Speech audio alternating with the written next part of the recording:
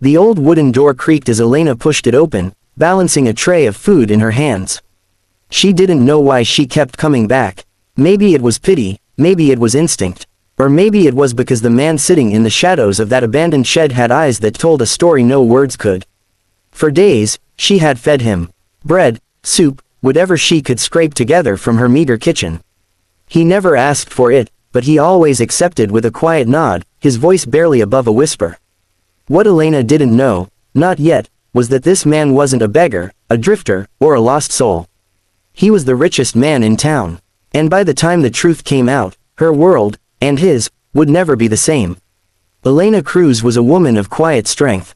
At 29, she worked double shifts at a bakery, her hands rough from kneading dough and scrubbing pans.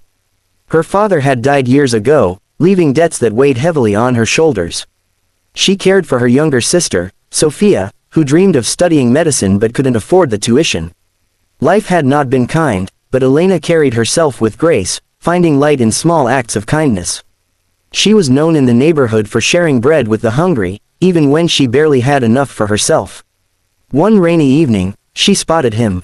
He was slumped against the wall of an abandoned shed behind the bakery, drenched, shivering, and silent. His clothes were worn, his face hidden under a scruffy beard, his hands bruised. At first, Elena assumed he was just another drifter passing through. But something in his posture, dignified even in suffering, made her pause. Without a word, she went inside, filled a bowl with soup, and brought it to him. He looked up, startled, his eyes a piercing blue that seemed out of place in his ragged state. "You don't have to," he murmured. "I know," Elena replied softly. "But you need it." That night, he ate every spoonful in silence, and she left without asking questions. Days turned into a week. Each evening, Elena brought food, bread, stew, sometimes leftovers from the bakery. Slowly, the man began to speak. His name, he said, was Daniel. "Where are you from?" she asked once. "Here," he replied vaguely, his gaze drifting toward the lights of the town. He never explained how he ended up in the shed, and Elena never pressed. Instead, they talked about ordinary things, the weather, the scent of fresh bread, Sophia's silly jokes. Elena noticed how sharp his mind was, how carefully he listened, how his words carried wisdom. One evening, he asked, "Why are you helping me?" Elena shrugged. "Because someone should. Because maybe one day, when I'm the one in need, someone will do the same." Daniel's throat tightened. For years, he had been surrounded by people who wanted something from him, money, influence, power. But here was a woman giving without asking for anything in return.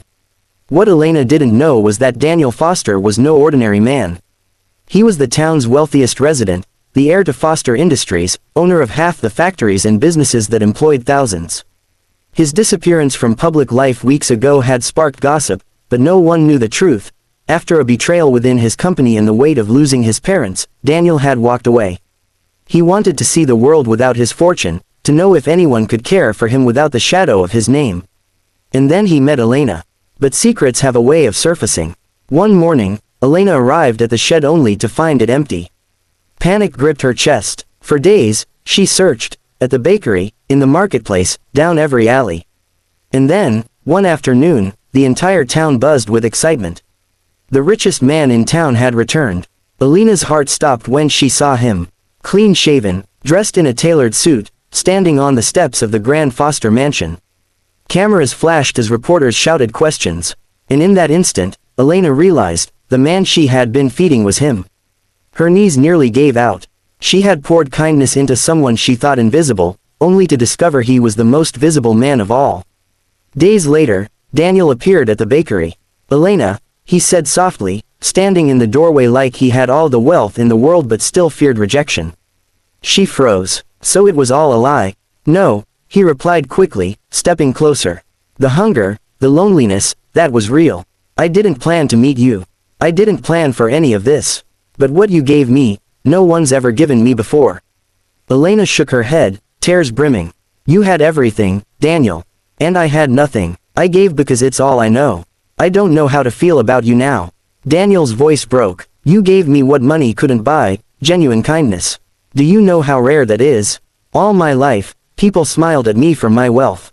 But you looked at me when I was nothing. That's the only version of me that matters now." Her walls wavered. His words weren't polished like a businessman's speech, they were raw, trembling, human. In time, Elena forgave him.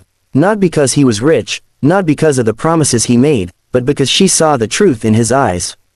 Daniel didn't return to the world unchanged. He used his power differently, investing in schools, bakeries, and healthcare for those who struggled, people like Elena and Sophia.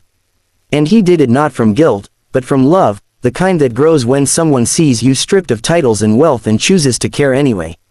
Their story spread through the town like wildfire. For days she fed him, people whispered, until she discovered he was the richest man in town. But those who knew Elena understood, the discovery wasn't about wealth. It was about love, trust, and the reminder that kindness offered in silence can echo louder than riches ever will.